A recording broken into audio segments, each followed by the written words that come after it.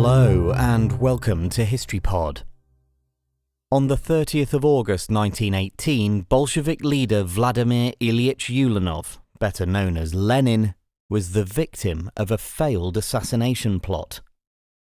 The assassination was attempted by Fanya Kaplan, a member of the anti-Bolshevik faction of the Socialist Revolutionary Party.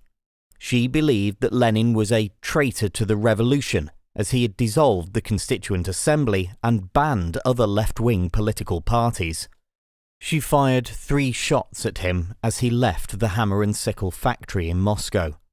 One bullet hit Lenin's arm and lodged in his shoulder, while the other went through his neck and is reported to have punctured part of his left lung. Made unconscious by the attack, Lenin was taken to his living quarters in the Kremlin, from where he refused to move in case other would-be assassins attacked him.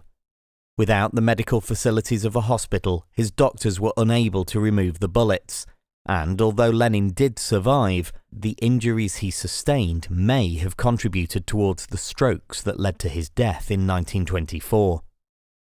In retaliation for the attack on Lenin, which had occurred barely 2 weeks after the successful assassination of the head of the Cheka in Petrograd, the Bolsheviks issued a decree beginning the Red Terror.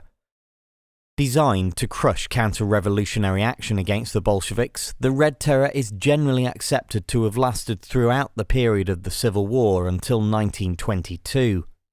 Meanwhile, the Communist Party newspaper Pravda used the attack as an opportunity to print propaganda that promoted Lenin.